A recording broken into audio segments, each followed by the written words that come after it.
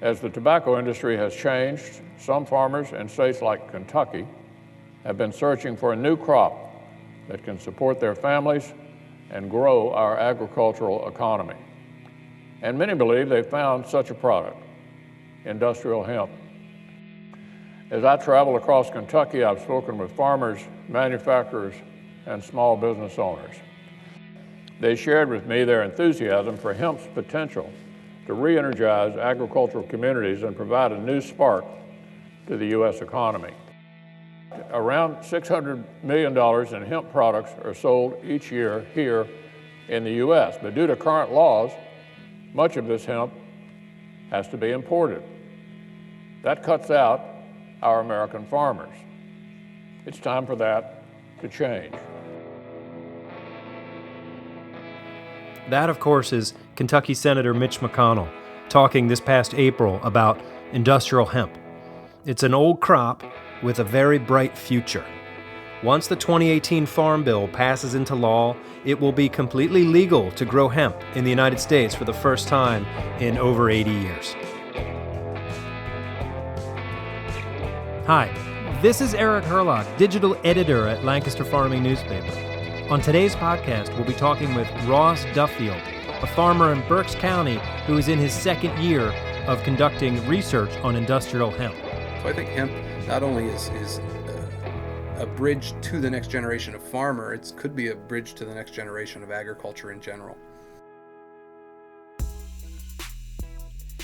Hey, today's podcast is brought to you by the Lancaster Farming Locator, your source for any kind of farming equipment, trucks, tractors, trailers, whatever. You can find it in the Lancaster Farming Locator. Check it out, lancasterfarminglocator.com. All right, thanks. Back to the podcast.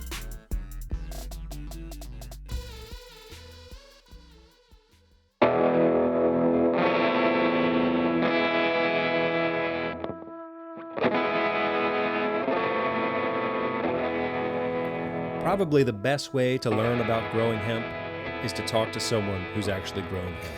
Hi, my name's Ross Stufffield, and I'm the farm manager at Rodale Institute.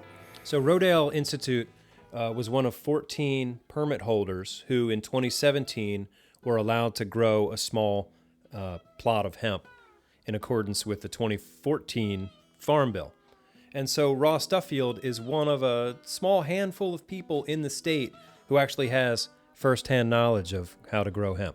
That's correct. I am one of the lucky ones in Pennsylvania that's been able to first gain access to a research permit due to the Pennsylvania Department of Ag being generous enough to allow us to grow hemp in Pennsylvania, and one of the few participants to be now in our second season growing hemp here at the Institute among several others statewide. So what do you hope to learn from your research up there? What are you looking at? When it comes to hemp, we're really looking at a couple different things. We have two research trials going on presently. They are hopefully a long-term research trial. One is a variety trial. With hemp not being grown for 80 years or so in Pennsylvania, we thought it was important to grow a few different varieties that would allow us a little bit more deeper insight into the qualities that they can present and the functionality that they can also present to the farmer. So our variety trial, we wanted to look at a seed variety, which is primarily for seed, but also a small bit of fiber for byproduct. We wanted to look at a fiber variety, which grows very quickly and very tall, and obviously primarily for fiber. And then a dual-purpose variety that would be between both the fiber variety and the seed variety, something that we could harness for seed or for fiber, and see which one of those varieties would fit into our other research project, which is a weed suppression trial.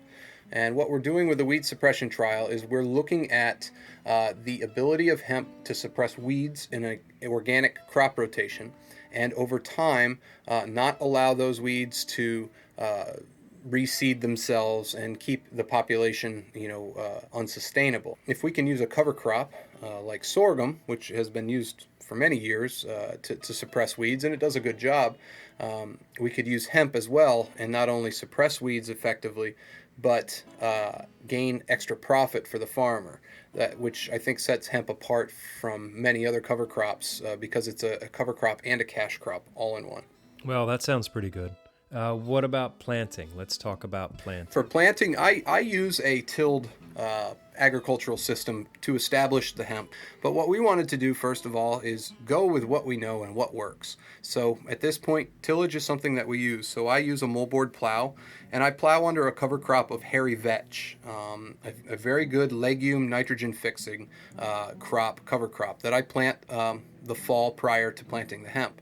So last August, I planted vetch at about 32 pounds to the acre. I allow that to go all winter and grow until the springtime, and I plow it down about 10 to 14 days prior to planting the hemp. Big reason for that is that when vetch is plowed under, it has a real heavy flush of nitrogen that it will exude, and you don't want it to burn the seeds up. It's too much nitrogen. So you want it to kind of, the old term is mellow in the field. Same way you would treat alfalfa, plowing under alfalfa if you were a dairy farmer. I then disc the field after about 14 days. What this does is it has two reasons. One, to break the soil up so it's easier to have good seed to soil contact, but it also allows for the first flush of weeds to germinate, and then we can terminate those. Organically, that's the biggest challenge we have is weed control yet again. So if we can take care of the hardest flush of weeds early, we do so. I'll then pack the field, and I use your typical conventional grain drill. I use a 10-foot John Deere grain drill that you would use to plant winter wheat or sorghum or any other small grain out there. What I do, however, is I will shallow up my seeding depth as opposed to about 1.5 inches to 1.25 inches where I would with a small grain. I plant at about 1 inch to 3/4 of an inch of depth, and the hemp really doesn't do well. It can damp off if it's planted too deep. So I do that basically by just not allowing the hydraulic cylinder to go too deep. And I also use the setting for sorghum on the drill. Very few drills that I'm aware of have a setting for industrial hemp because most of the drills made now, you're not allowed to grow hemp. So sorghum is very similar in size, and so I use that setting at around 40 to 50 pounds to the acre. And that was it. I really went in there and planted, and what was also nice about this crop is it's a pretty low maintenance crop. You can plant it, and as long as you have good growing conditions and good fertility and good soil conditions, it's going to grow, and you can walk away, which is always a luxury in May and June. Okay, so how about for harvesting? I can't imagine that you have specialized equipment for a crop that is illegal to grow. When we harvested, we planted, and we knew we were going to have to harvest, but technologically, we weren't quite sure how we were going to do that. One of the thoughts was we would use a front-end self-propelled New Holland disc bind, the same type of swather that you would see anybody out there, making hay with. So we pulled into one of our 100 by 100 foot plots with that 200 horsepower piece of machinery, and we got through 2 plots, and by the time we were finished with the second plot, the hemp was so wrapped up around each end of the towers on each end of the cutter bar that we had to use a sawzall to kind of cut that material out of there. There's a reason they make rope out of this stuff. It really wraps around things. So the next challenge was, we have half of it down, and we do not want to break our neighbors' equipment because they were generous enough to help us out. So what we did is we thought, let's go back to what they did in the 1940s, which was a sickle bar mower.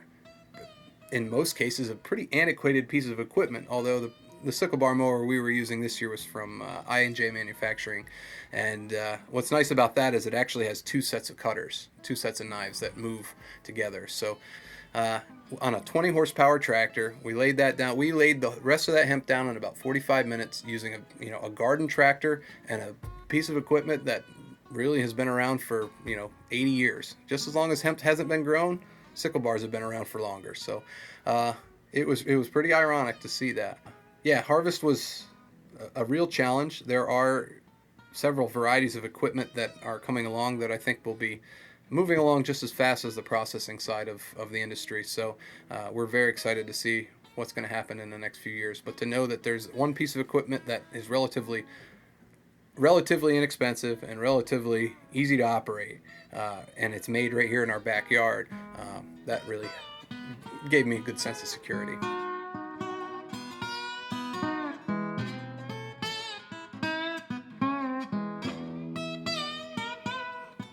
Okay, so how do we make sure that farmers don't get the short end of the stick, like they often do? Well, I think that coming from a dairy background and growing up on a dairy farm, one of our biggest complaints was that the middleman always got, the gravy.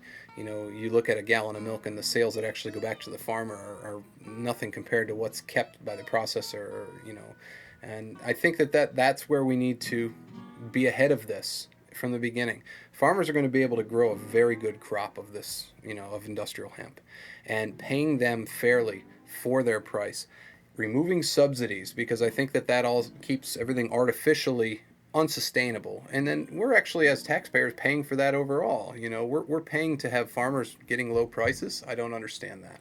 So let's let the farmer have the fruits of their labor. I mean, 1 to 2% of the population feeds 300 million people. And if we can put clothing on the back and cars in front and anything in between, and even make people healthier or treat terrible diseases with a crop that we can grow very well, very effectively, and very affordably, I think that this is a great way for farmers to reward themselves and reward their land by using a crop that is both fascinating and frustrating at times too.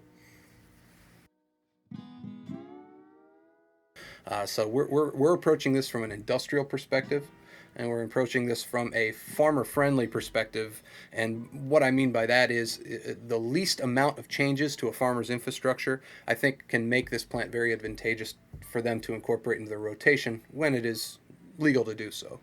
If the 2018 Farm Bill is approved this year, hopefully, there is language embedded in that will allow industrial hemp to be farmed, and it will take it off that Category 1 drug list, which I really think is going to allow so much opportunity for not only the farmer and the consumer, but anywhere in between there. Moving this into an industrial perspective is probably the easiest and most seamless way that we can move forward because of the applications. It's such a wonderful plant that can be manipulated and used in so many different items. I've heard 20,000 different items now. So the sky really is the limit. Absolutely. Okay, Ross, thank you so much for your time, and thank you all for listening. On the next Lancaster Farming Podcast, we'll go a little further with industrial hemp. We'll talk to Jeffrey Whaling, the chairman of the National Hemp Association. We'll talk about how to build a supply chain and what the market might look like, and what a processing center here in Pennsylvania would look like. Okay, until next time, we'll see you in the newspaper.